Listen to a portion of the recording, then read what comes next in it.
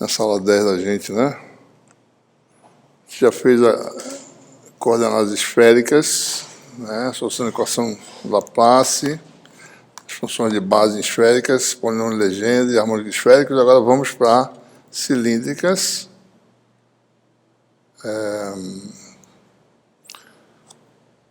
Então nós temos aí... Eu acabei de fazer a nota aqui. Em cilíndrica, para problemas tridimensionais, né? A gente vai ter... Vão aparecer as funções de Bessel. Vão descrever as propriedades de ortogonalidade. Vão falar sobre funções modificadas de Bessel, transformada de Fourier-Bessel e expansão da função inversa em cilíndricas, né? Aqui tem referências, né? Curso anterior, em alguns casos, tem alguns detalhes de cálculo, talvez mais ou menos. Sessões 37, 38 e 39 do Jackson, livro do Africa, que trata de funções de Bessel, capítulo 11. As funções de Bessel tradicionais são as parentes das funções senoidais, né? No espaço cartesiano. São funções que oscilam, certo?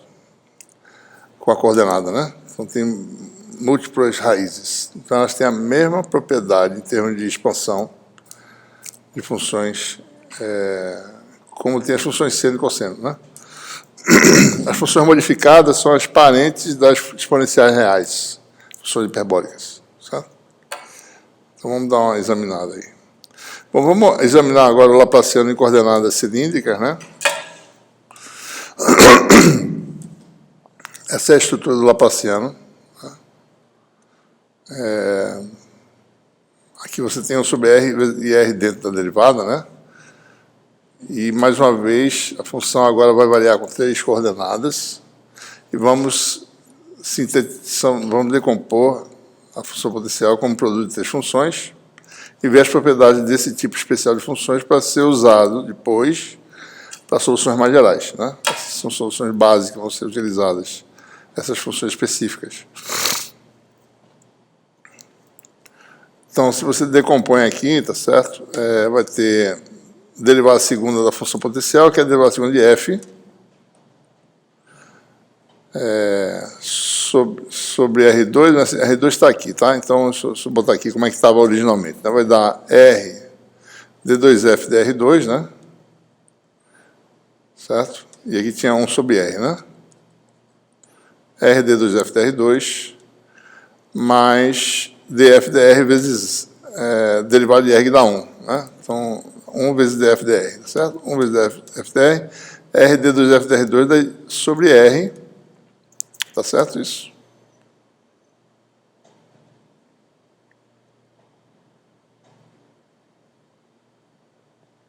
d2f de R2, deixa eu ver aqui rapidinho, então, pode ser, porque eu vi que tem os errinhos aqui. Deixa eu só fazer isso aqui, 1 sobre R, né? Vamos calcular aqui rapidinho, só para ver se está certo. 1 sobre R é ddr de Rφ, né? Aliás, R de φ de R.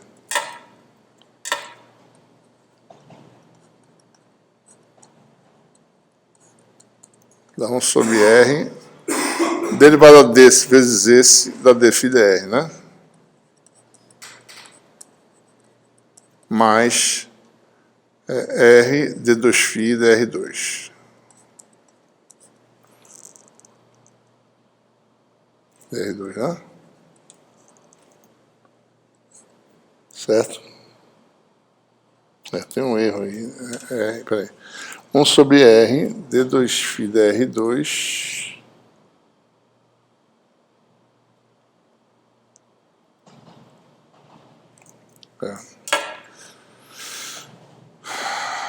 Se eu faço φ igual a FGH, né? FGH vai ficar 1 sobre R GH, né? df dr mais R d2f dr2. O segundo termo vai dar, se a gente for ver, segundo termo da D2 dφ2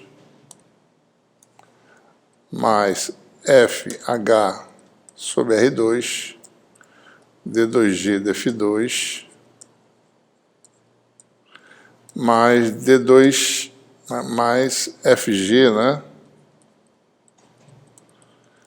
D2H dz2, tá certo? Igual a zero. E agora, quando eu divido por FGH, o erro que tem aqui é só um errozinho 2F. Aqui, então, se eu dividir por FGH, vai dar 1 sobre R, F, né? DF, DR, mais R, D2F, DR2, mais 1 sobre GR2, né? 1 sobre R2G, D2G dφ2, mais 1 sobre H, D2H dz2. Então, essa é a forma correta. Tem um erro aí na nota, né? Está faltando esse Rzinho aqui, certo? Só. E está faltando um bocado de coisa, na realidade. Ah, não, está certo. Ou seja, então, nas notas de aula, né? Aqui seria... Deixa eu apagar isso aqui. Apagar isso. Aqui seria 1 sobre RF. Tem um R aqui. Aqui está certo.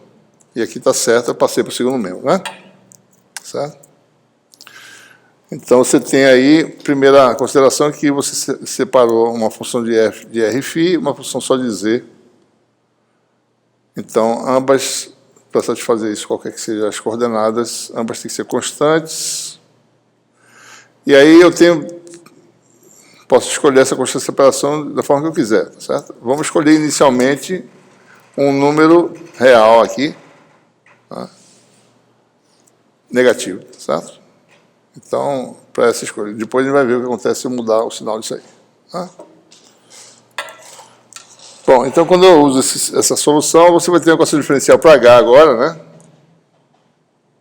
Isso aqui igual a menos ni ao quadrado, né? Dá uma equação diferencial desse tipo aqui, que é aquela que gera funções hiperbólicas ou exponenciais reais, né? Já sabe, tá certo? Quando é mais, são funções periódicas, né? Ou exponenciais complexas.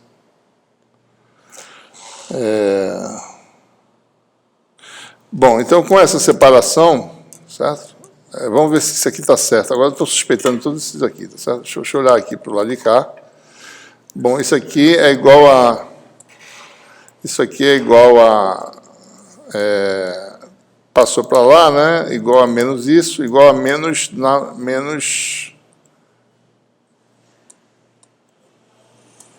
igual a menos Ni2, né? É isso? Então, quando eu recomponho aqui, vai dar o quê? Deixa eu ver se está certo. Multiplicando por R2... se eu multiplicar tudo por R2, tá certo? Vai dar R2 sobre R, né? Vai dar R2... Tá certo? Tá. Dá 1 sobre F, né? Vai ficar R2 sobre R da R, né? Vezes R da R2, D2F dr2, mais R df dr, né?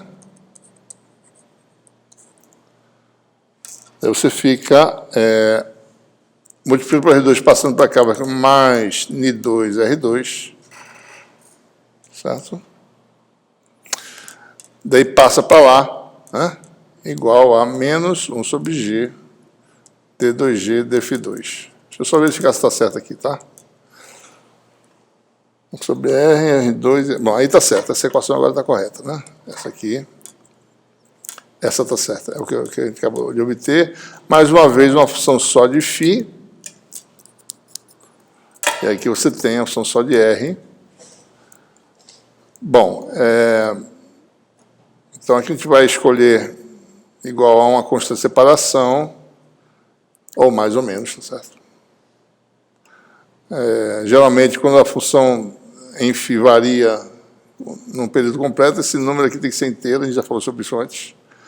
Mas escolhendo lambda 2, você gera uma equação diferencial da forma d2g dφ2 mais lambda 2g igual a zero, cujas soluções são funções oscilatórias, né?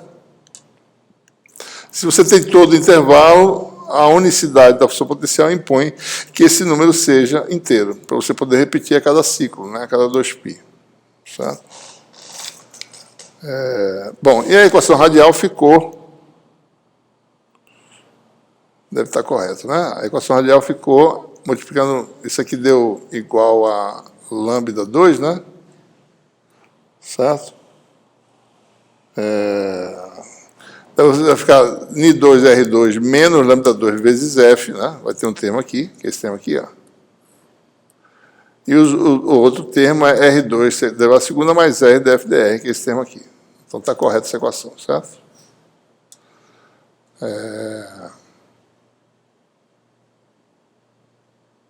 Aqui também está certo. Então, dividindo por R2, dá essa equação aqui, certo? Daí a gente faz uma substituição para poder simplificar. Né? A gente usa esse x aqui, mas não é coordenada. X é uma variável, certo? X igual a nr, né? Então, quando você faz x igual a nr, observe que ddr, né? É ddx, dx, dr, que é ni ddx, né? E se for derivada a segunda,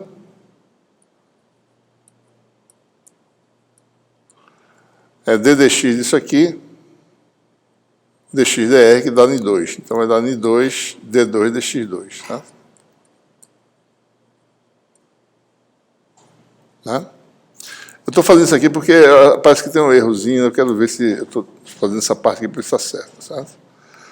Então, você tem d2 dr2, dá 1 Ni2 aqui, tá certo? 1 sobre R, R é x sobre Ni, né? Aqui fica um Ni só, tá certo? Não tá certo, não tá. Espera aí. Aqui faltou um x, esse está faltando aqui, certo? X sobre Ni, e a DDR dá um outro Ni, da Ni ao quadrado, tá certo? Ni2 sobre x do R é esse aqui, ó. Falta esse x aqui, tá certo? Mais Ni2, R2 é x2 sobre Ni2, né? Então, Ni2 daqui, com Ni2 daqui ficou em evidência, ficou 1 menos lambda 2 sobre x2f.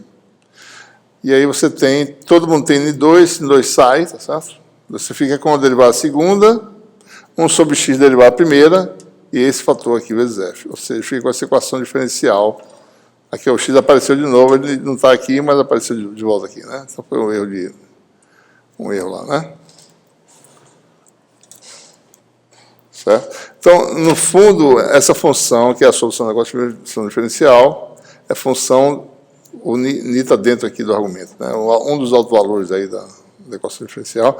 Mais uma vez, usa o método de Frobenius, né, em que você assume a função como uma série de potências, começando na potência mais baixa, x elevado a alfa, né? Certo?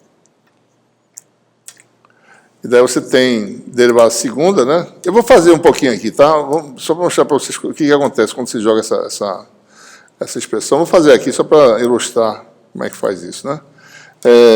Df dx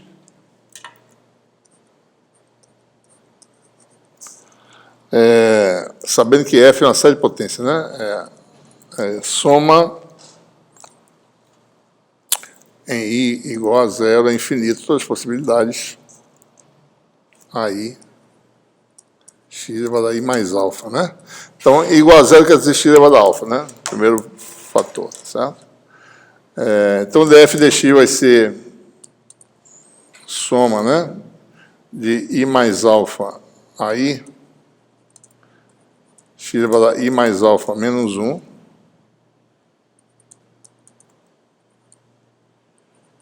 Né? D2f dx2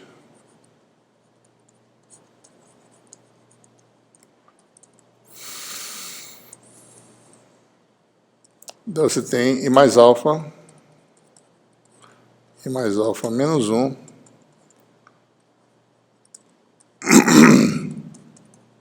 menos 2, né? Então, se você olhar para a equação diferencial, você tem aqui derivar a segunda, 1 sobre x derivar a primeira, né? Vamos combinar aqui esses fatores.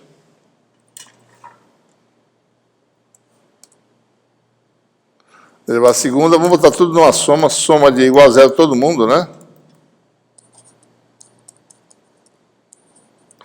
Derivar a segunda.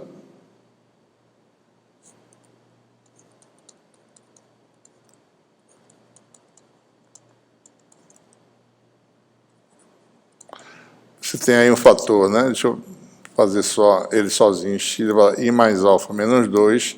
A outra tem df dx sobre x, tá certo? Daí fica de novo a mesma coisa, né? Mas eu posso botar aqui junto, né? Do mesmo fator, tá certo? Vou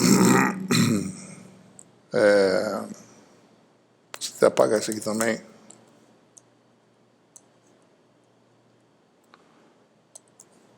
É mais, né? I mais alfa. Aí, né? X elevado a I mais alfa menos 2. E aí tem um outro termo lá que é 1 menos, daí tem a função f, x elevado a I mais alfa, né? E aqui I mais alfa menos 2, tá certo? Então, I mais alfa menos 2 tem o fator lambda 2 aqui, tá? Vai ficar menos lambda 2.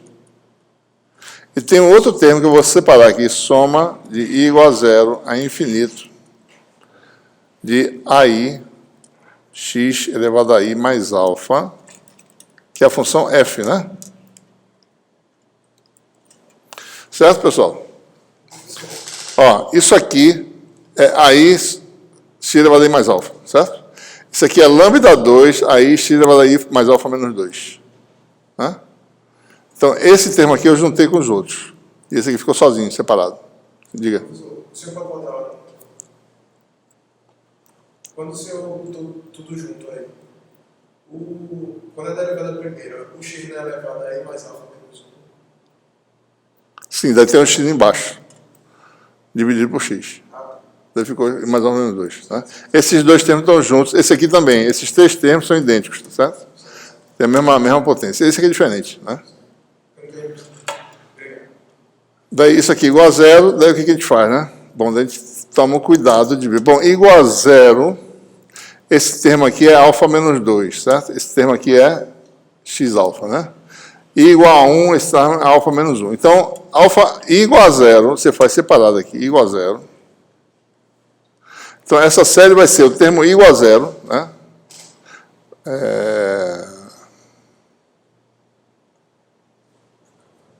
Vou chamar de A0, né? O A0 vai dar alfa menos 1, mais alfa, né? Menos lambda 2 vezes A0, tá certo? Tem que dar... Olha, todo mundo tem que dar zero, cada coisa precisa de zero, né? Tem que dar zero, tá bom? Daí, próximo, igual a 1. Alfa mais 1 vezes alfa.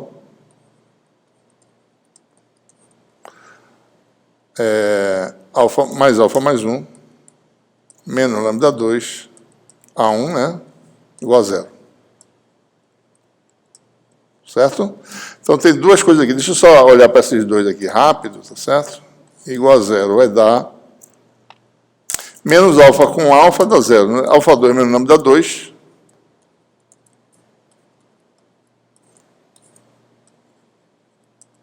Dá um termo, né? O outro é alfa 2 menos alfa mais alfa. Vai dar alfa menos 1 mais 1, dá alfa 2 menos 1, bom, vai dar alfa 2, acho que dá isso aqui, menos lambda 2, alfa 2, menos 1, né? A1 igual a 0, certo?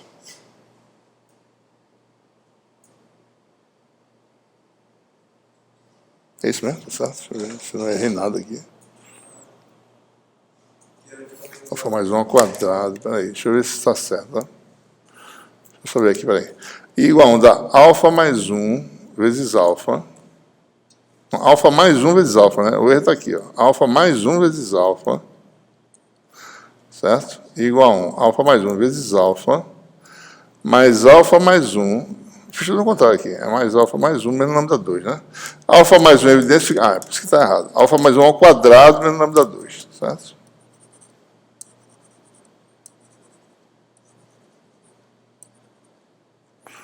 Ok.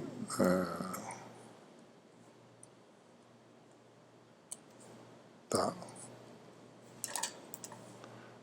Alfa mais 1 ao quadrado menos lambda 2 a 1, certo?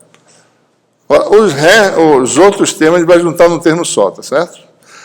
A partir de igual a 2, isso aqui fica x elevado a i, x elevado a... o termo mais baixo é x elevado a alfa, né? O termo igual a 0 aqui é x elevado a alfa, certo? Então, a gente vai igualar os dois. Como é que a gente faz aqui? A gente pega i menos 2, chama de i', certo? Então, a partir do termo i igual a 2, i' vale 0, certo? Ou seja, i igual a i' menos 2. Quando eu faço isso, isso aqui vai dar i' mais alfa menos 2, certo? Igual a i' mais 2. Igual a i' mais 2. I' começa em 0, não é isso? Igual a i' mais 2, desculpe. Igual a i' mais 2. Vai ficar i' mais alfa mais 2, né?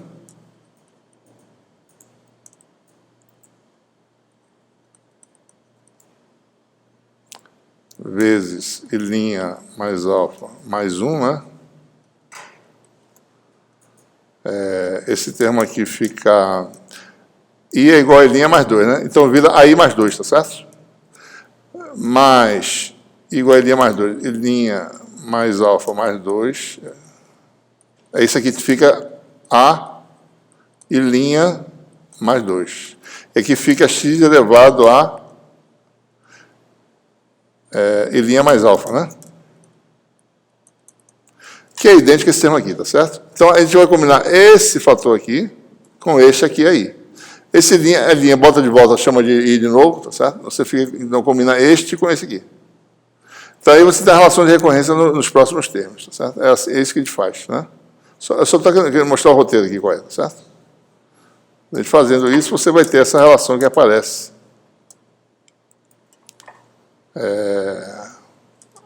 Né? Aparece aí mais 2 e aí, né? Então, essas são as relações que nós obtemos. Se a 0 for diferente de 0, então a alfa vale mais ou menos lambda. Né? Ora, se alfa vale mais ou menos lambda, isso aqui não dá 0. Então, a 1 tem que ser 0, certo?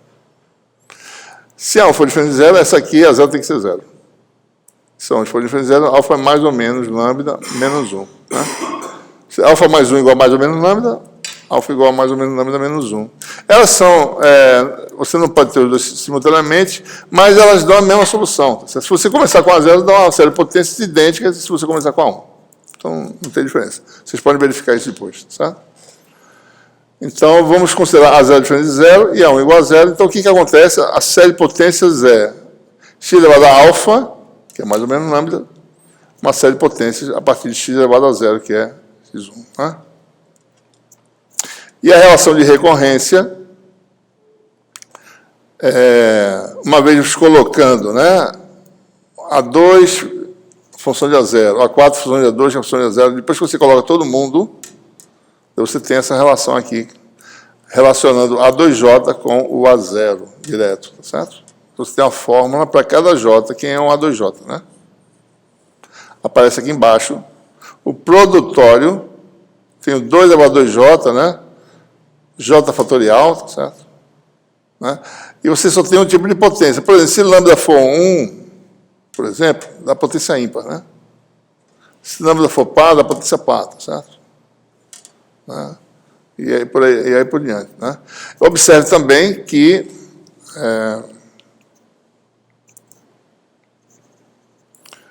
nós temos aí, se lambda for um número maior do que... Se lambda igual a 1, por exemplo, né? igual a 1 com menos aqui, né? Menos 1, né? Então, você tem a função inversa aqui, tá certo? Então, lambda for 10, menos 10, 1 sobre x elevado a 10. Então, você tem potências negativas e positivas. Tá? Mas começando de uma potência de um tamanho, de um valor finito. Né? Certo? Bom, esse produtório aqui, vamos dar uma olhadinha nele, né? Ele vai de n igual a 1 até j, né? Isso aqui é um j, certo? Então, é lambda mais 1 até lambda mais j. Então, é esse produtório aqui.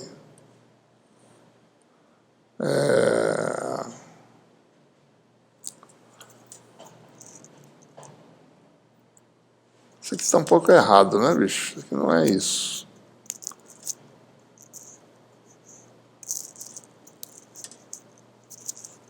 Não tem isso aqui não, pô. Começa lambda mais 1 até lambda mais j, né? Bom, ou é de n igual a 0 em diante e está correto, ou vice-versa. Agora não dá para saber realmente. Né? A gente vê depois isso aí com calma. Bom, para lambda igual a... Se lambda, veja, lambda, a gente ainda não falou que lambda é. Pode ser um número real qualquer, certo? Não precisa ser um número inteiro, em princípio. Quem é lambda, né? Bom, lambda governa... Vamos olhar direitinho de volta aqui. O lambda governa o domínio φ. Se for todo o domínio de 0 a 2π, então lambda é um número inteiro, certo? Né? Mas, em princípio, pode ser que você não tenha todo o domínio, né, de 0 a 2π. Então, vamos ver aqui, lambda real em geral. Então, isso aqui, tá certo? Aqui está correto, né? Não, aqui está errado também, né? Π mais n igual a 1.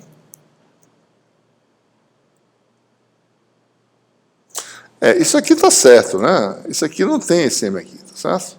Tem isso. O produtório vai de 1 para lambda igual a m, né? Então vai ser m mais 1 até m mais j, certo? M mais j fatorial sobre m fatorial. Então, isso aqui cancela o fator m, né? Porque é 1 vezes 2 vezes, etc., vezes m. Isso aqui é 1 vezes 2 vezes, etc., vezes m mais 1, etc., certo? Até m mais j. Então, cancela, todo mundo fica de m mais 1. Então, isso aqui está errado, certo? De fato, né? Então, isso aqui, quando o número é inteiro, isso aqui é a razão de fatoriais, que é fácil de calcular. Se lambda não for inteiro, então usa uma função que é a função gama, certo? A função gama tem a propriedade parecida com o fatorial quando esses números aqui, o lambda não é inteiro. Né? É um produto desse tipo, mas vamos ver só rapidinho a definição dessa função, é essa integral. Né? Se você quiser ver a propriedade da função gama, que gama de x mais 1, isso aqui vira x, né? Certo? E você faz por partes, né? Chama isso aqui de u, certo? E dv é isso aqui. Vai dar uv, né? Que é tx elevado a menos de infinito até zero, essa é a integral de 0 a infinito, né? A integral de elevado a menos x dá menos elevado a menos t, invertendo o limite dá de infinito até zero. Em t igual a zero dá zero, em t igual a infinito, isso aqui consome, né? Elevado a menos infinito dá zero também. Isso aqui é grande, mas isso aqui é mais rápido, né? VDU vai ficar elevado a menos t, menos, né? Dá mais, tá certo? E du vai dar x, t elevado a x menos 1. Isso aqui é a função gama de x. Ou seja, gama de x mais 1 é igual a x, gama de x. Essa propriedade, parecida com o fatorial, né? Gama de 1, por exemplo, é fácil de calcular, né? T elevado a x menos 1, que é t elevado a 0, é a integral da função exponencial, que dá 1. Gama de 2, tá certo? Se para números inteiros, né? Quem é que vai dar o gama, né? Gama de n mais 1 dá n fatorial, certo? Então, essa função gama é interessante. Ela serve para calcular fatorial ou produtório quando você tem índices não inteiros, certo? Então, você tem aí gama de x mais 1 é x gama de x mais 2 é x mais 1, x gama de x, né? É x mais 1, gama de x mais 1 que está aqui, daí vai fazendo, vai dar esse produtório aqui, que dá essa razão de funções de gama, né? Certo? Então, aquele produtório que aparece lá pode ser calculado em geral como sendo produtório. Então, resumindo, né? Se o número for inteiro, o número que governa a variação azimutal lambda, então você tem fatoriais, se não for, funções de gama, né? Esse número aqui não depende do índice, ele pode sair da soma, tá certo? Está aqui, ó. Tenho 2 elevado a lambda, que veio de onde? Veio daqui, tá certo? 2 elevado a lambda, dividido por 2 elevado a lambda. Daí, esse fator, a gente normaliza isso aqui, ou seja, você calcular zero, tal que isso aqui dê 1 sempre, né? Certo? E você tem aí, então, o que a gente chama da função de Bessel, do primeiro tipo, de ordem m. É simplesmente uma série de potência de x. Né? O índice da função de Bessel é o lambda, que aparece na variação azimutal. Né? E aqui dentro tem aquele alto-valor ni associado à variação com z. É o fator de escala na variação com z. Então, só lembrando aqui, tá?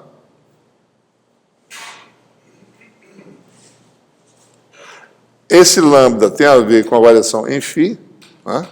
Fator de escala aqui dentro, e o ni tem a ver com variações com z. Né? Então, esses parâmetros se ajustam ao problema específico, né? Que for resolvido. Certo?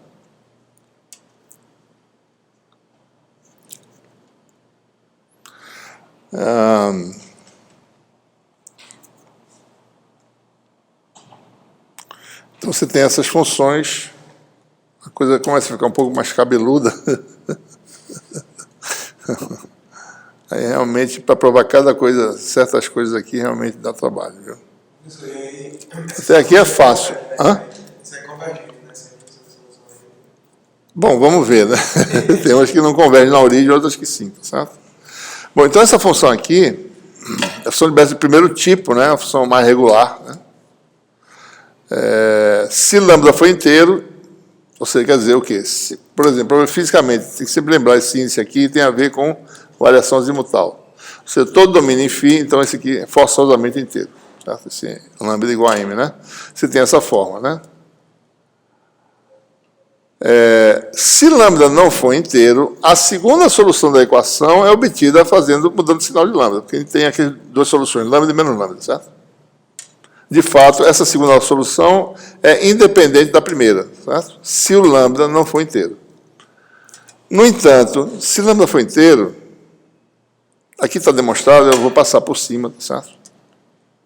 Mas se lambda for inteiro, o que acontece é que, se você for fazer as contas, você chega nesse resultado aqui, usando a relação de recorrência, né? Entre valores vizinhos, certo?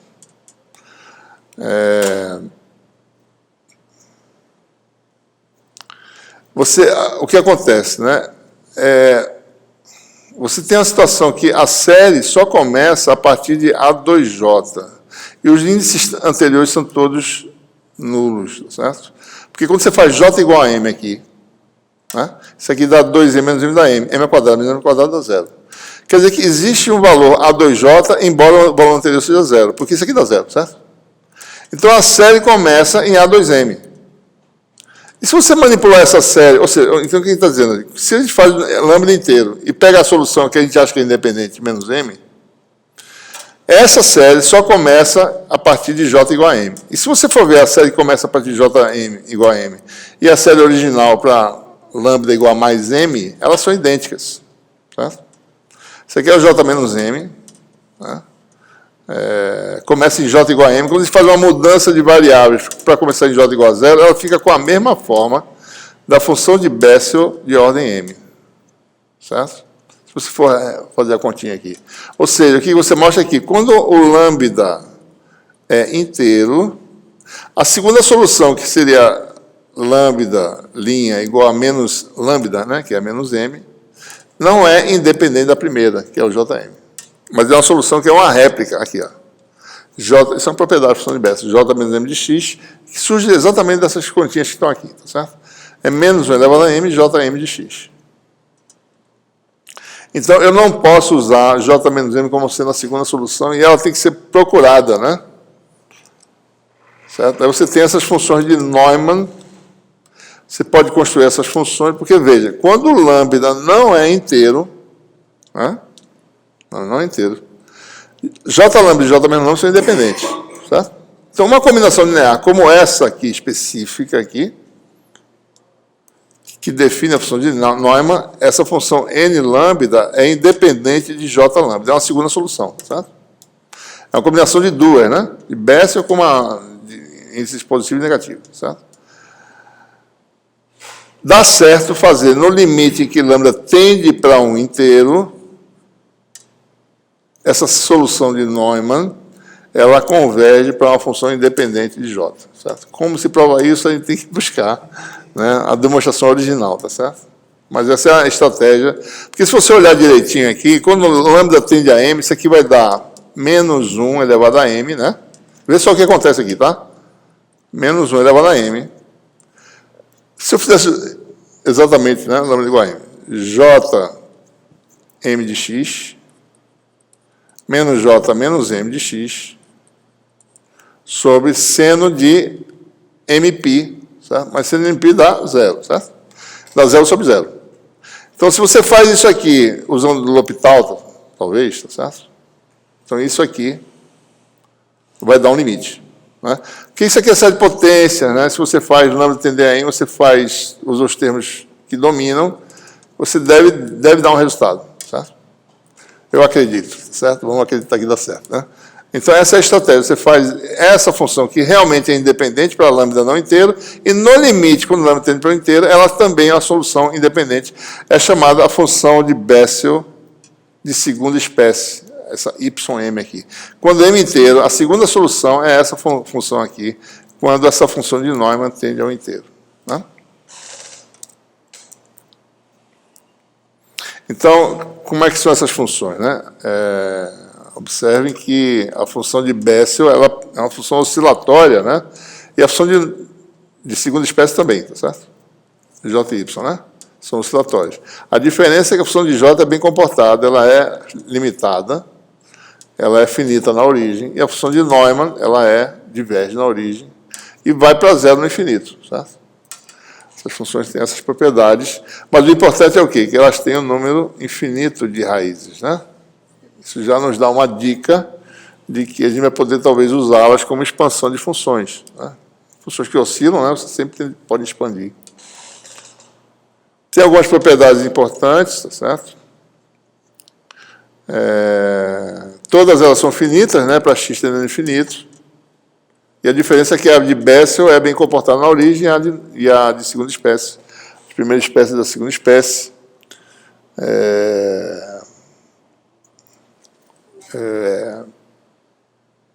diverge na origem, né? Aqui tem algumas propriedades importantes, né? Especificamente esse númerozinho mágico aqui é importante em fibra ótica, né? Para determinar a condição de modo fundamental na fibra ótica. Essa raiz da função de Bessel aparece lá, 2,405, né? Número V, né, de uma fibra ótica, que tem a ver com o perfil do modo, então essa raiz aqui é importante. Tá? Bom, tem várias raízes, né? Então, observe, é importante observar que a função J0 é a única que não tem raiz na origem, certo? Vale 1 na origem. Né? Dá para ver pela série de potência, né? Começa em... Está aqui, né? Cadê ela? Começa em, isso aqui dá m igual a 0, né? Isso aqui dá 1. Né? A potência de mais baixa ordem é 1 aqui, né? Uma constante, certo? Mais potências de x, né? As potências de x na origem dão 0 e isso aqui vai dar 1. primeiro termo dá 1. Né? Está normalizado lá. Por isso que a função de Bessel de ordem 0 é finita na origem. Né? Aqui estão as raízes, algumas raízes interessantes. Né? Pode calcular isso com o computador. Certo? O número de raízes das funções de Bessel são importantes. Precisa saber a raiz para poder saber a expansão de funções. Né? Então precisa saber todas as raízes, na realidade, para poder expandir. Professor, nos softwares de matemática, MATLAB, ele já tem essa função específica? Tem as funções especiais, tem. Eu faço um curso aqui de oficina de modelagem, que um dos programas é gerar toda a raiz da função de Bessel. Como gerar, sabe? Você gera a primeira e vai dividindo pelo binômio x menos a raiz e vai calculando as seguintes. Né? Então você gera automaticamente para n raízes todas as raízes. Né? Para n, ordem n, todas as raízes da função. Quer dizer, até uma certa ordem. Né? Tem mais algumas propriedades interessantes, é bom a gente olhar, tá certo? Assim, essa propriedade a gente já falou, né, que as funções não são independentes, J-M e JM, quando esse arrômetro é inteiro. Tem relações de recorrência muito parecidas, né, com aquelas dos polinômios de legenda, né? Isso aqui é muito parecido, se vocês forem ver, né? Derivada em termos de funções vizinhas. Todas as funções que são funções do tipo hipergeométricas, elas têm sempre essas propriedades muito parecidas. Né? Certo? É interessante ver também o comportamento dessas funções para x pequeno. Né? Para x pequeno, o termo dominante é o termo de mais baixa ordem. Certo? Quando x é muito pequeno, você tem x, né? Elevado a 0, x elevado a 1, x elevado a 2. Quando x é muito pequeno, o termo dominante é o de mais baixa ordem. Se for x1, vai ser o x1. Ele é muito maior do que o x ao quadrado. Né? Para x muito menor que 1, certo? Então, você aproxima a série pelo primeiro termo. Basta você ver quem é o primeiro termo lá, você vai ver quem é, certo? M igual a 0, dá 1, né? Aqui, tá certo? Fatorial de 0 dá 1, isso aqui dá elevado a 0, né? A função de Neumann, a função de segunda espécie, ela tem um comportamento tipo logaritmo para x pequeno, né? Para m igual a 0, ou função inversa, a mésima potência, né? Para m diferente de 0. Esse é o comportamento. Para x muito grande, elas se parecem com quem? Função cosseno e seno. Né? Inclusive, você pode saber as raízes da função. Quando você, a partir de um x muito grande, dá para calcular a raiz. Basta olhar para isso aqui. É só zerar isso aqui, tá certo?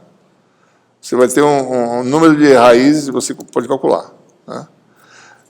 A única diferença das funções de Bessel para as funções de seno e cosseno é que elas caem, né? Vão caindo, né? A amplitude. Certo? A função de seno e cosseno mantém a amplitude fixa. Né? Tem funções também de Henkel que são definidas de forma semelhante às funções exponenciais complexas. Né?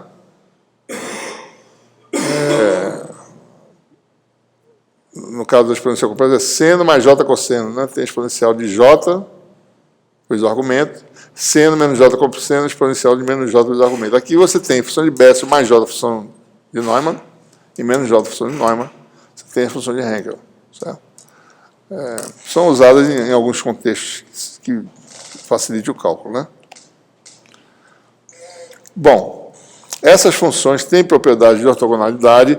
Todas essas propriedades são derivadas usando a equação diferencial, usando propriedades de autofunções e autovalores. Certo? Então, é a teoria de Sturm e Liouville, no AFC. Lá tem essas coisas, bem detalhadamente. Certo? Então, se você considera que xmn é a enésima raiz da função jm, vamos assumir m inteiro, por enquanto, certo?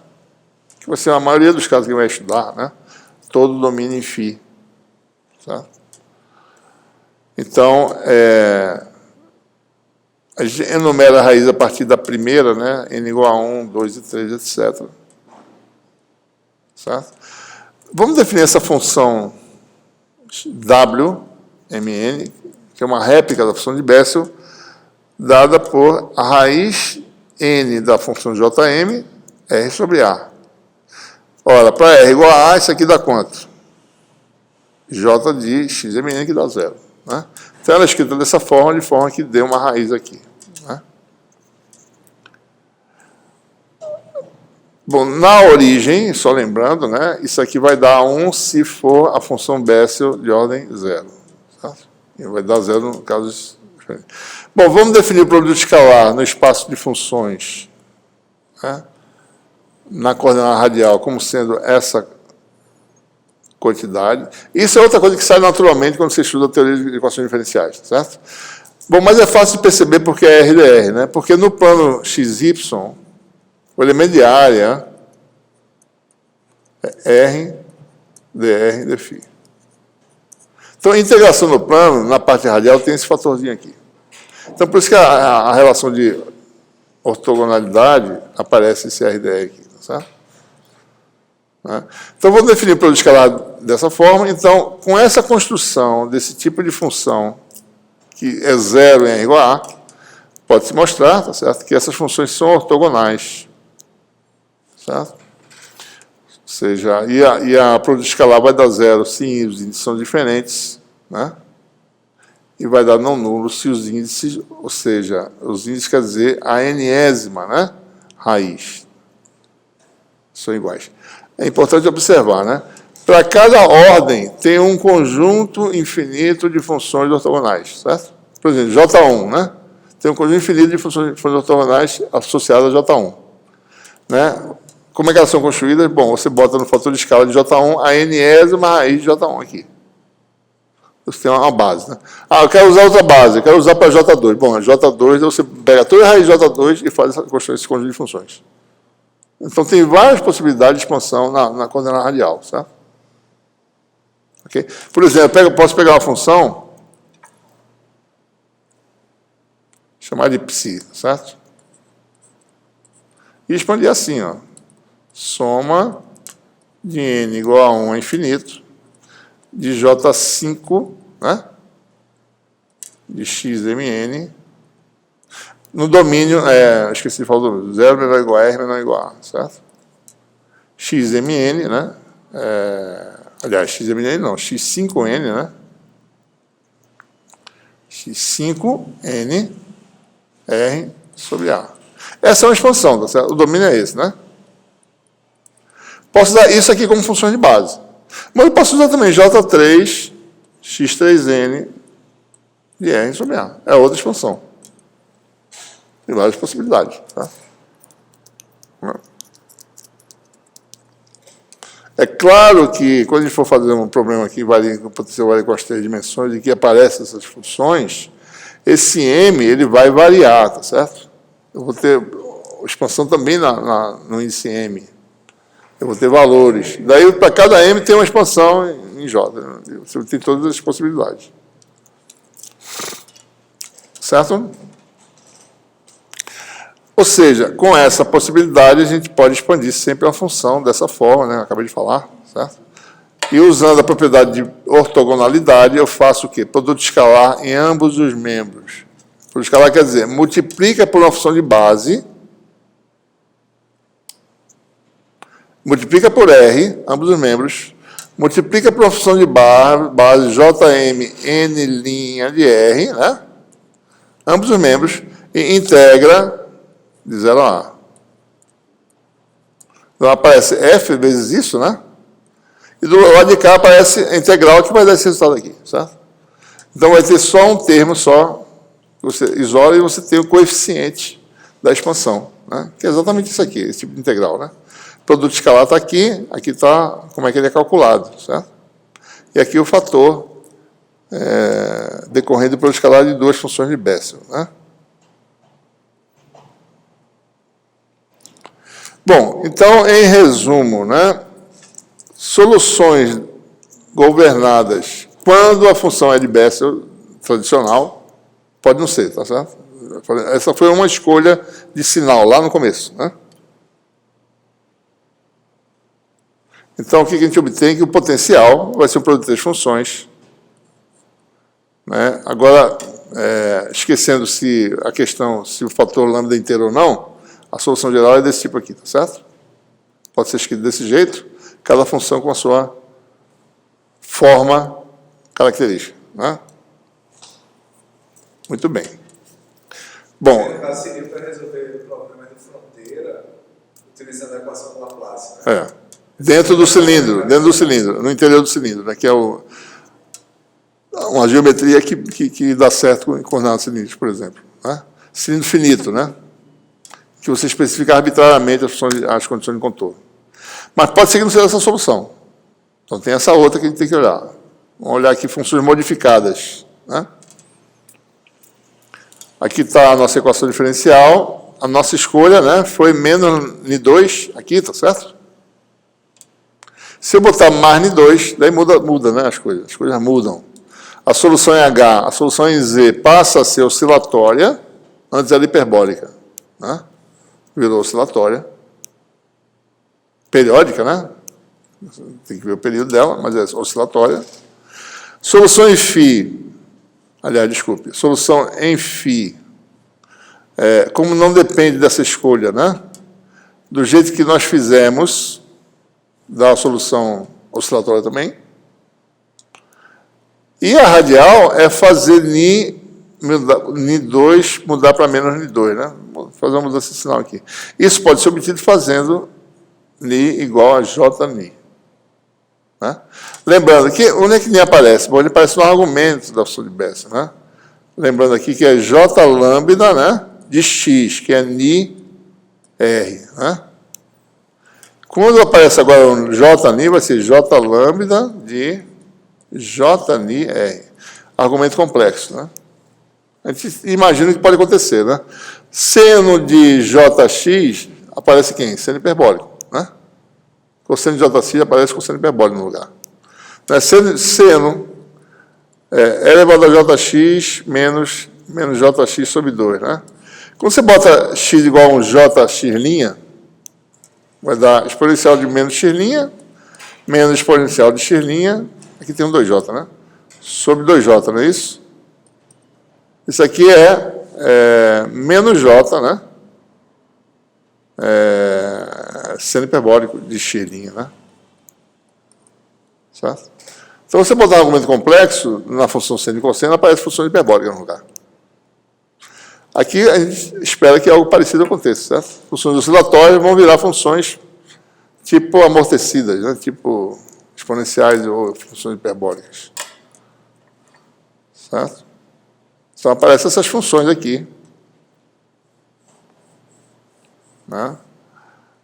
E você define funções reais botando um fator aqui, tal que isso aqui dê sempre real, tá certo? Isso não é difícil mostrar, basta você ir lá na definição da função de Bessel e ver que se você botar isso aqui, você fica totalmente real a função. Né? Então você faz funções reais, que é mais conveniente trabalhar com elas. Uma delas é essa função I, a segunda função, uma combinação de duas funções de Bessel, primeira e segunda espécie, essa função K. Né? Certo? Essa função I é chamada função modificada de Bessel, de primeira espécie. Né? E a função K é a função modificada de segunda espécie. O que elas têm como parece, né? O quê? Funções exponenciais, né? Só que essa função ela tem a raiz, certo? Na origem, né? A função, ela é como se fosse seno hiperbólico, né? Ao menos dessa aqui, parece mais um cosseno hiperbólico, digamos assim. Né? Então, essas funções são exponenciais crescentes e as de segunda espécie são exponenciais decrescentes. E a diferença é que elas não cruzam em um, tá certo? Essa aqui diverge na origem, né? E essa aqui tem esse comportamento diferente na origem, certo? Então, são essas propriedades. Né? Elas divergem, para R muito grande, são as funções modificadas são finitas, R igual a zero. Né? São as parentes da função exponencial real, epsilon elevado a x. E apenas I0 de 0 equivale a 1, o resto dá zero. Certo? Se você for olhar para x muito grande, comportamento parecido com o exponencial, né? Com esse fatorzinho aqui, mas esse aqui domina, né? Elevado a x domina esse 1 sobre R de x. Por outro lado, a função de segunda espécie modificada diverge em igual a zero, finita para E tendendo a infinito. Ela cai. Né? Que é a parente da elevado a menos x, tem esse comportamento parecido aqui, para x muito grande. Né?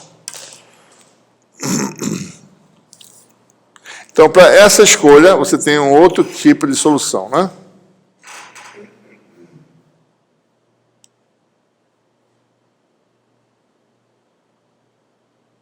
Certo? Você tem funções modificadas em R, funções oscilatórias em φ e em Z, tá certo? Isso aqui é Z, né? Ok? Bom, então, dois tipos de soluções são obtidas. Né? Tipo 1, em que a função é oscilatória na direção radial e na direção φ, na coordenada φ, e é hiperbólica na coordenada Z.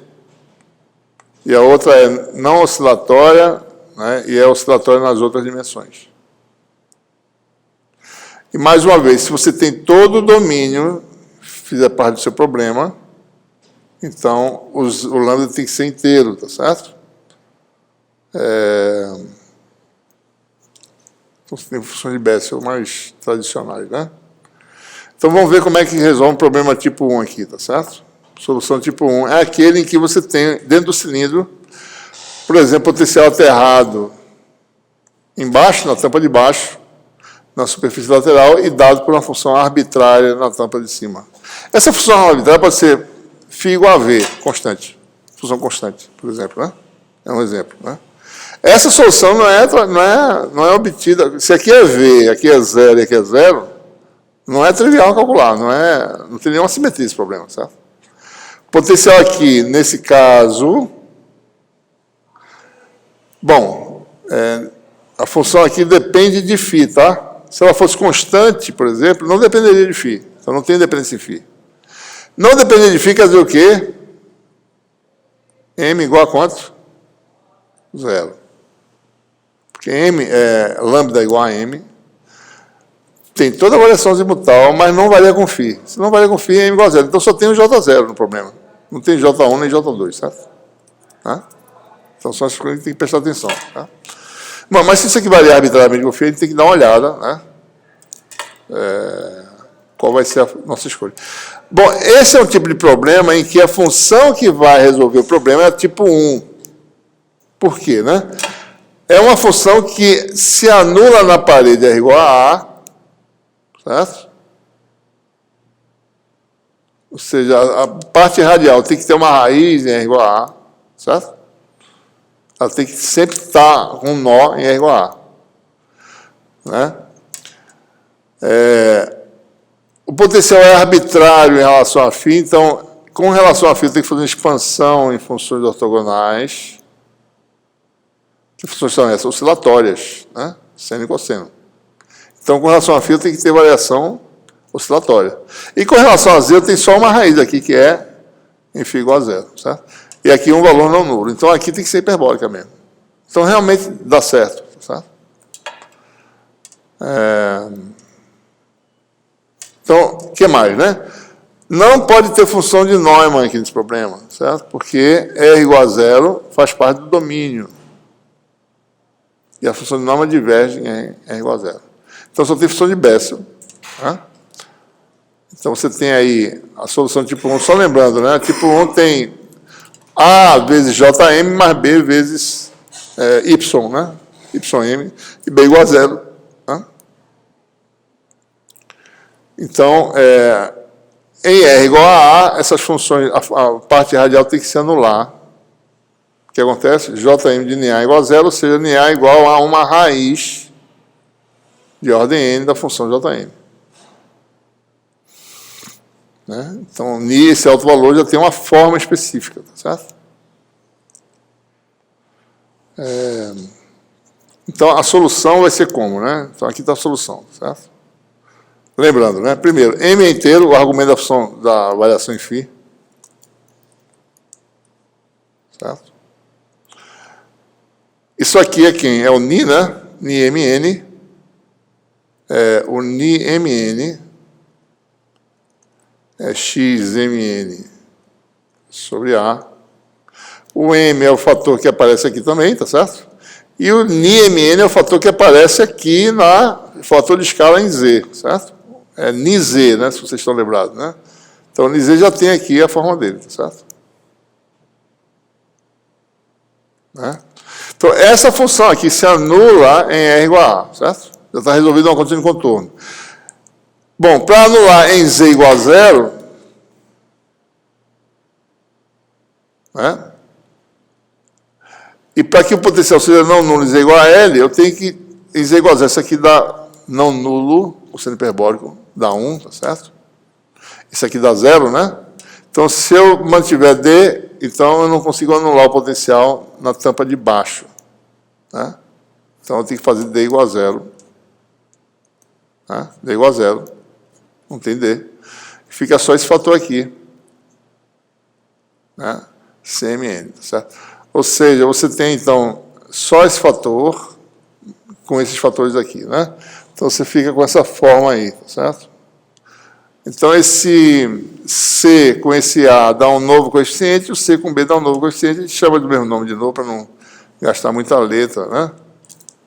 Então, essa é a forma, certo? Seno hiperbólico J. Observe que em Z igual a 0 dá 0 potencial, em Z igual a L, bom, a gente tem que ver, né?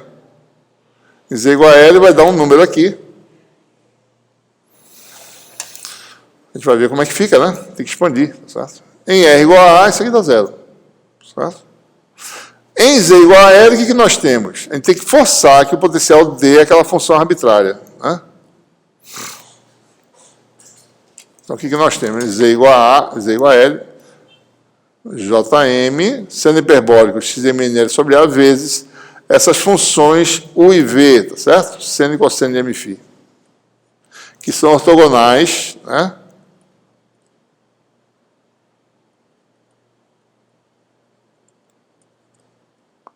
Função seno no intervalo de 0 a π da π delta de m, m'. A integral do batimento das duas. Certo?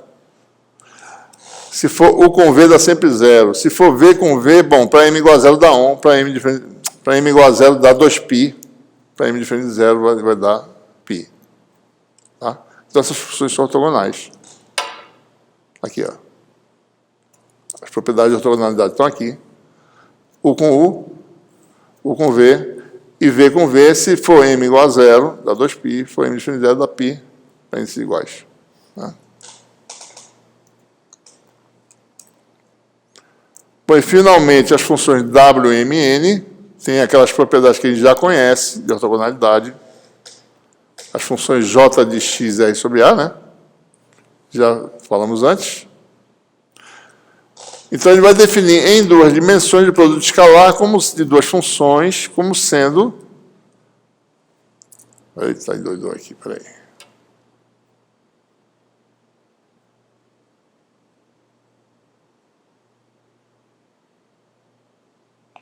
Para a gente agora unificar as duas dimensões, né?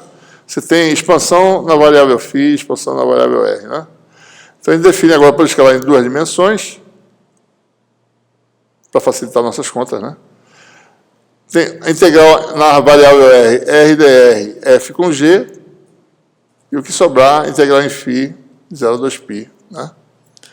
Quando a gente faz isso, se você define uma função U maiúsculo, que é a função de Bessel, xmn r sobre A, vezes seno de mφ, que está aqui, e a V maiúsculo, certo? São funções de duas variáveis, tá? Essa função é a função de R e φ, certo? P maiúsculo, que é WMN, né? Que é a função de Bessel também. Cosseno. Então, as propriedades de ortogonalidade, agora globais, dessas duas, são essas aqui, né? Se os índices são distintos, aliás, desculpe, se M for 0,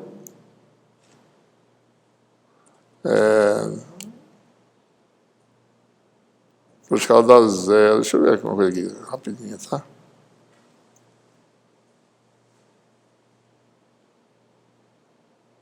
Vamos ver quem é o 0, tá certo? Vou fazer aqui separado. Bom, vamos construir só o 0 aqui para ver se está certo. Como eu estou suspeitando das notas de aula, eu quero checar agora. O 0 seria J0, né? De x 0n R sobre A seno de 0φ. Seno de mφ, né? Que é igual a zero, certo? Então, por isso que está dando zero ali, né? Então já dá zero direto, é por isso, certo? Então, se m for zero, esse produto escalar dá zero direto, porque a função seno é zero, certo? Se m for diferente de zero, então vai dar um valor não nulo, né? Observe aqui, ó, delta de m', delta de n', tá? Então, para m diferente de zero. Para as funções V, não tem esse problema. M igual a zero vai dar cosseno de zero, que dá 1, certo? Então, é só para m igual a zero, você tem essa relação específica, π, quando m diferente de zero, dá π sobre 2, porque o cosseno tem esse problema. O cosseno de zero dá 1, né? Se você for olhar,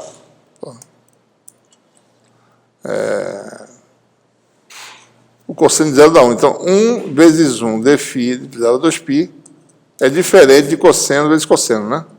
Isso aqui vai dar 2π, certo? Quando é cosseno de mφ vezes cosseno de mφ, de 0 a 2π, isso aqui é 1 mais cosseno de 2mφ sobre 2 dφ, né?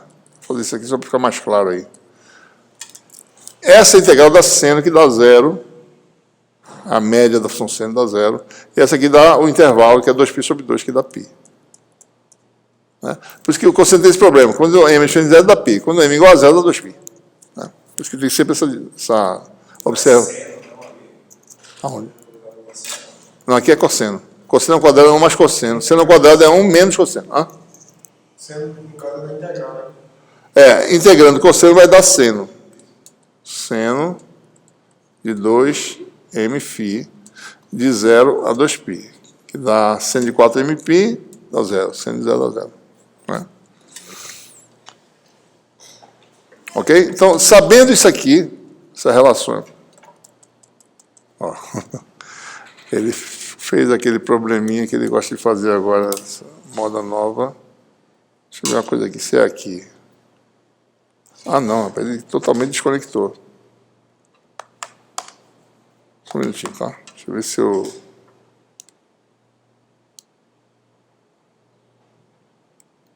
Faz assim. Talvez seja aqui, né? Tem que reiniciar, né?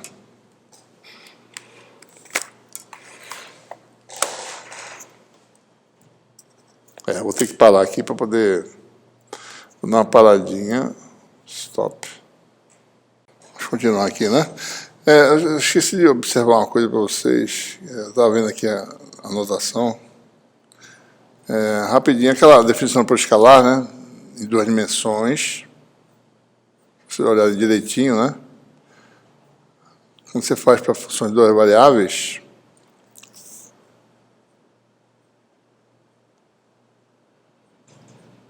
você fica com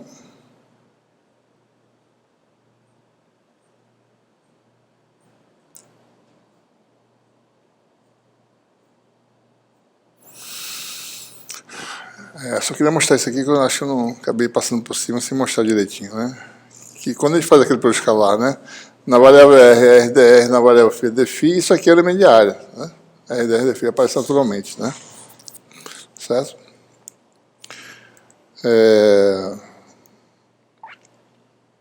Bom, então com essas definições, essas relações de ortogonalidade, quando você fizer agora Z igual a L, né? Deixa eu ver se está aqui atrás.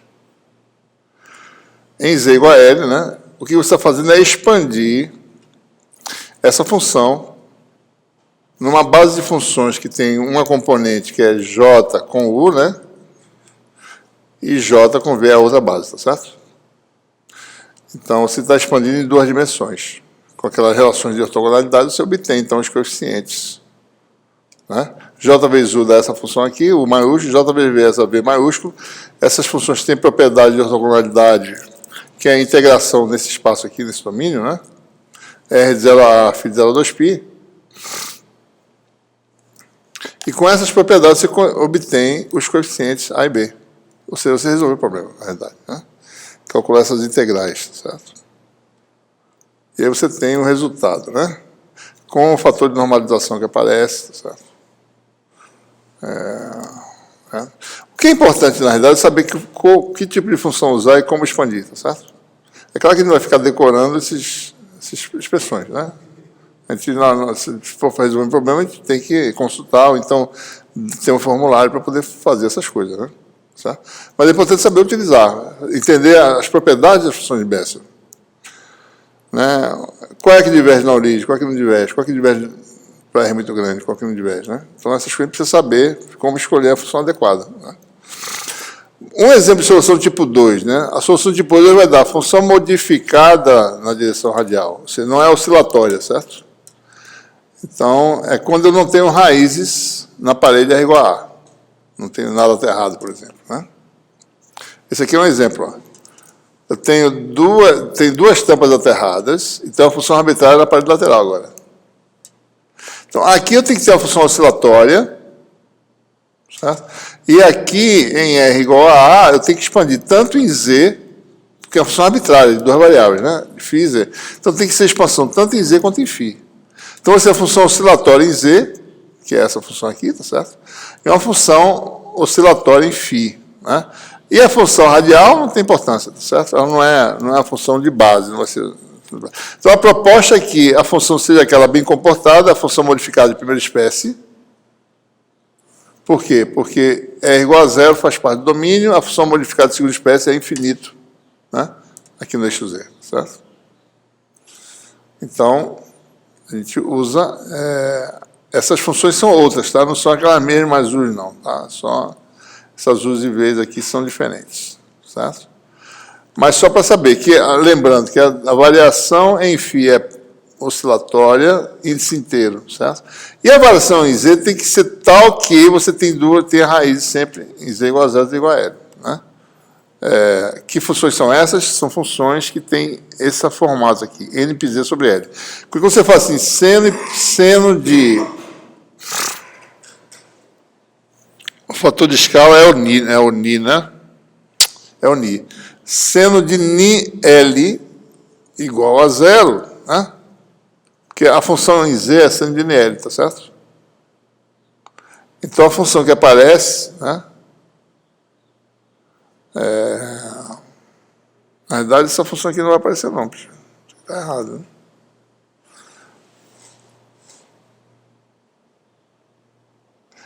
Pessoal, eu vou fazer aqui separado, porque acho que tem um engano aqui, tá certo? Conceitual, tá? Ah, não, esse aqui tá certo. Ah, tá bom. Não, tá correto. Quando eu faço a dependência em Z, eu tenho tanta possibilidade de usar a função seno como a função cosseno, tá certo? Vamos fazer isso aqui. A dependência em Z das funções, né? Digamos... Deixa eu botar aqui uns coeficientes, tá? A função de Z é a função do tipo...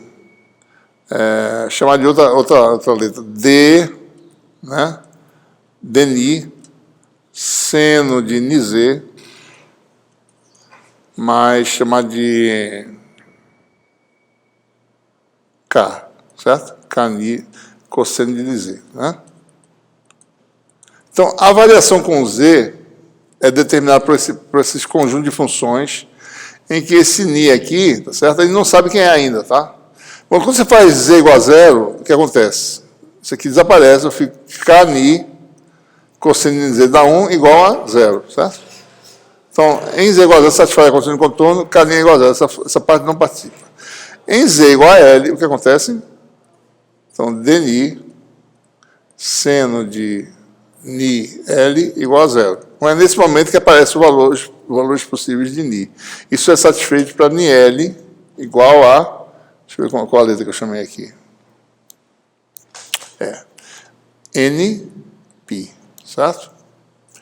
N varia de 1 em diante. N igual a 0, não, porque mata a solução.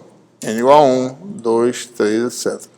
Então, a função em Z é da forma seno de NPZ sobre L. Né? E o fator Ni que aparece, tá certo? Que é o fator que é o argumento da função de Bessel e M. M por quê? Porque a variação em azimutal tem um período todo, né? 0,2π, então tem que ser índice inteiro aqui. E aqui aparece um fator que é o Ni-R, tá certo? Quem é Ni é Nπ sobre L, então vai ser NπR sobre L. Então, a variação radial vai ter a função modificada do primeiro tipo, com o Ni calculado da condição de contorno em Z. Né? Você tem assim um número infinito de possibilidades para N1 em diante. Em φ, você expande a função em φ usando todas as possibilidades, aí você fica com essa forma aí, certo? Essa forma aqui, né? Então você tem, ó, esse aqui é seno de mφ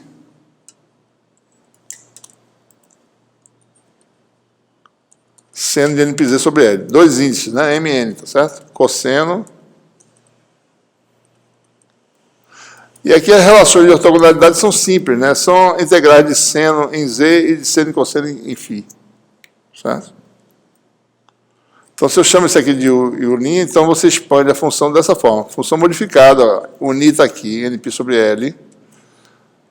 A função U, que são uma seno com outra seno, e a função V, que é uma cosseno em φ e uma seno em Z. Certo? Quando você faz isso, essas funções têm propriedade muito conhecida de ortogonalidade. Estão aqui, sumarizadas, né? E daí você tem os coeficientes, certo? Né? Observe que não tem que calcular a integral de função de Bessel nesse caso, só a integral de funções seno que é fácil, né? Nesse caso aqui. Então, nesse caso, a gente resolveu um problema tipo 2, em que o potencial é aterrado aqui, e aterrado aqui, e é arbitrário aqui, certo? Tá. Suponha que a gente saiba esses dois problemas. Como é que eu resolvo esse problema aqui, ó?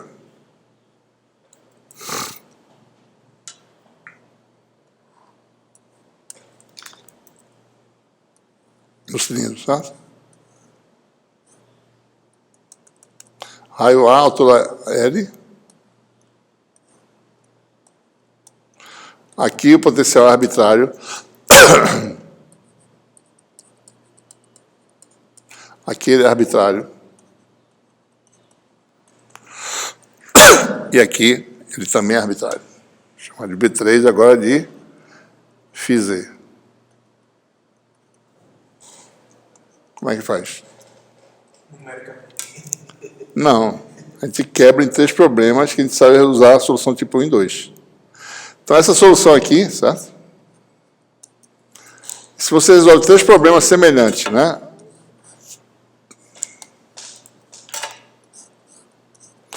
Potencial... Como se fosse zero os outros. É. 0, 0, potencial aqui dado, certo? Chama de φ essa solução. Resolve um outro... 0 aqui, 0 aqui, e o potencial diferente zero aqui embaixo. Chama de φ2. Observe que essa solução é parecida, só que o seno hiperbólico tem que ser tal que ele zere em cima e não embaixo. Tem que ter um deslocamento para ele zerar em cima, e não em z igual a 0. Você bota z menos L, certo? Z igual a L não, z igual a 0. Aliás, z menos L, ele vai ser 0 em cima, não vai ser 0 embaixo, né? Então, resolver a segunda. Daí faz a terceira, que é... eu botei 2, né? Falta uma só, né? 0. 0, né? E potencial não nulo aqui. φ3. Constrói essa solução filinha, tá certo?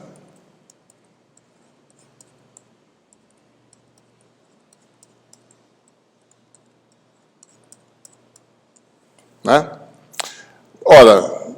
Essa função filinha, quais são as propriedades dela? Filinha na tampa de baixo dá quanto? 0 mais o valor aqui, desce aqui, mais 0, que dá o valor de baixo. Na superfície lateral, vai dar 0 mais o valor lateral dessa, certo? Que é o φ3. Ou seja, e na tampa de cima vai dar φ1 mais 0 mais 0. Ou seja, essa função aqui satisfaz as mesmas condições de contorno dessa outra aqui. Ou seja, pela unicidade, φ' é igual a φ. Tá? Então, Então, você quebra em problemas simples que você resolve com... Isso é para qualquer problema, você quebra em problemas simples. Né? Superposição. Certo?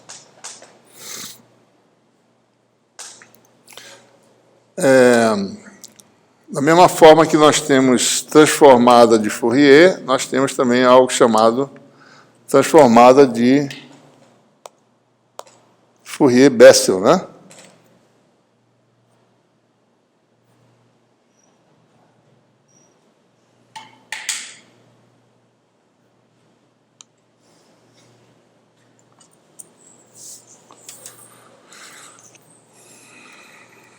Então, suponha que você tem um cilindro aberto, né?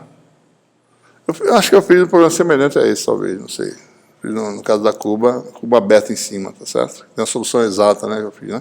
Suponha que você tem um cilindro aberto, aterrado lateralmente, potencial dado aqui na tampa de baixo, e você deixa ele ficar aberto lá para cima, mas admite que o potencial vai para zero no infinito, certo?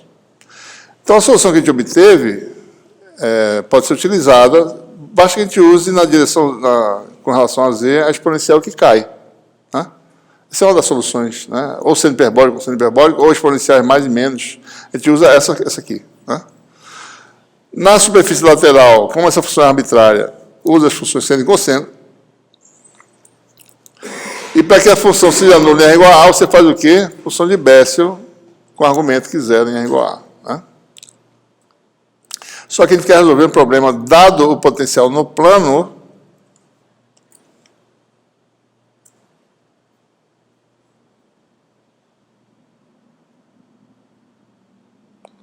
dado o potencial no plano, z igual a zero, plano infinito, e sabendo que esse potencial cai para zero no infinito, dado o potencial aqui, né? Uma função φ de R, φ zero, que é o φ de R, φ z. Tá? Você imagina o plano como sendo um cilindro de raio A, e você vai aumentando o raio do cilindro. Né? Então, é a mesma coisa que no caso da transformada de Fourier. Né? Quando você tem um domínio de 0 a 2π, você tem série de Fourier. Quando você aumenta o domínio, pega a função de quadrado integrável, você usa a transformada de Fourier. Né? Aqui também vai ser a mesma coisa, sabe?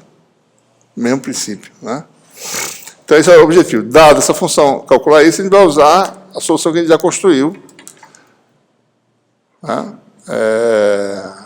Isso aqui é a solução que a gente teria se o cilindro tivesse um raio finito, R igual a isso aqui, zero, certo? Então, como a gente fez antes, né? À medida que A se torna muito grande, ou seja, para um dado M, né? Quando você muda de uma raiz para a próxima, essa variação é muito pequena. Então, isso se torna uma variável K, né? Delta X sobre A é delta K. Redefine as amplitudes, isso aqui vai dar uma integral, no fim das contas. Né? Então, aqui você vai ter, né? xmn sobre A, um K, tá certo? Isso aqui vai dar uma integral dupla, né? Observe que o domínio φ é finito, de 0 a 2π. O domínio R é que é infinito, certo? Então, você vai ter uma integral dupla desse tipo aqui, né? A parte que é a soma das funções de Bessel, lembre-se, né? Para cada m você tem um número infinito de funções de Bessel, né? De raízes. Só que agora esse argumento aqui se torna, quando você varia o n, varia muito pouco, certo? É uma variável contínua, né? Então, você tem agora esse ΔK aparece como uma variável de integração, né? Então, você tem, no fundo, esse resultado aqui, você tem amplitudes de Fourier, certo? E aí você tem a solução, agora, quando o plano é todo o plano z igual a zero. Então, você tem aí, usando a ortogonalidade, né, das funções de Bessel, o que você faz? Multiplica ambos os membros pelo seno de m', e integra 0 a 2π, certo? Daí você obtém, você não obtém coeficiente, mas você obtém esses integrais aqui, tá certo? Dá para perceber por que isso aqui, não? Você multiplica ambos os membros Isso aqui é em z igual a zero, tá? Se eu faço z igual a zero, deixa eu fazer aqui separado. Vou fazer em z igual a zero, vai dar v de rφ, que é o potencial em z igual a zero,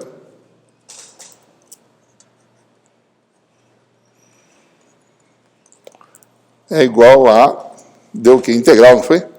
Soma, no espaço finito é soma, né, de funções, de conjunto discreto de funções, tá certo? No espaço infinito é integral. Isso aqui é uma soma, tá certo? Só que é numa dimensão infinita, né? Aqui vai dar dk menos kz, jm de kr, né? Daí aparece aqui as funções seno e cosseno. AM, só que é a M de K, tá certo? Depende desse K aí. É a coeficiente de Fourier, né? Só que dessa expansão de Fourier-Bessel que ele está fazendo aí. Seno de Mφ mais BM de K. Cosseno de Mφ, né? Então, o que eu faço? Multiplico ambos os membros pelo seno de M' afim integro de 0 a 2π, tá certo? Então, vou ter aqui integral de 0 a 2π. E chamo de volta M' igual a M, tá? Então, só para não ficar botando, vai ficar seno de V de Rφ, seno de Mφ. Quando faço M igual a M', vai dar só M igual a M'. Eu chamo de M de volta, tá certo? Então, isso aqui vai dar um termo só, vai dar integral. Isso aqui é para M diferente de zero, tá? Vai dar π, né? Π, seno ao quadrado integral da π. Aí você fica com essa integral de zero a infinito de dk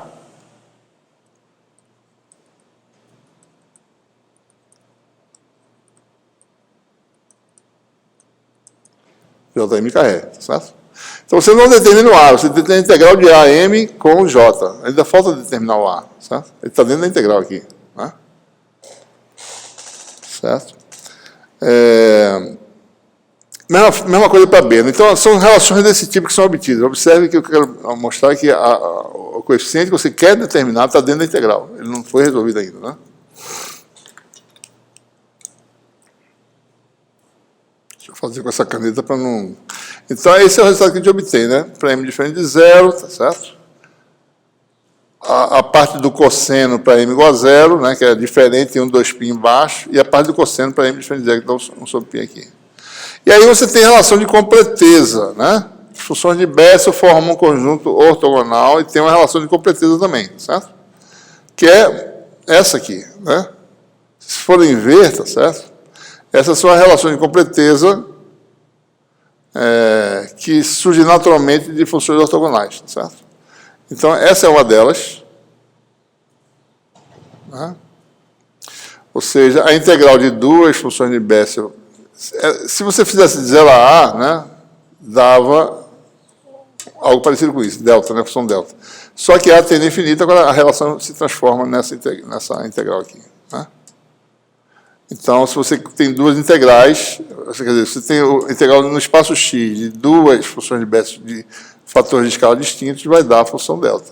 Isso facilita, certo? O que eu vou fazer aqui? Eu vou multiplicar ambos os membros por J0, nesse caso, de K'. Aqui, ambos os membros por JM de K'. Né? Multiplicar por X, certo? Ambos os membros. X não, né? Por X, no caso aqui, é o R, tá certo? RdR, né? Multiplicar por R em ambos os membros. Aqui vai dar uma integral dupla de V de Rφ, tá certo? Vai aparecer integral, né? Dupla da função V, RdR, vezes isso aqui. Ou seja, observe, vou multiplicar ambos os membros Jm de K'R e multiplicar ambos os membros por R, tá certo? Então fica aqui R, Jm de K'R e integro, né? Integro. Aqui vai aparecer delta de K' menos K, e isso me permite calcular só um coeficiente, quando eu faço integral em K, certo? Porque a integral em K está aqui, ó. Quando aparece a função delta, vai aparecer integral de relação de completeza. A integral em K vai me dar a função delta de K' menos K. E quando eu faço a integral em K, aparece a M de K'. Daí eu isolo o coeficiente M de K'. Tá? Certo? Usando essa relação. Então é isso que ele faz, tá certo? Então, com isso, você isola um coeficiente, usando a relação de completeza. Então, resumindo, repetindo, né? Multiplica ambos os membros por esse fator e integra na variável qual? R. Ambos os membros. Quando integra a variável R, aparece a função delta. Quando aparece a função delta, a integração em K dá a função naquele ponto, onde a função delta tem singularidade. Tá? Então, se dê uma verificadinha, né? Faça essas continhas, tá certo?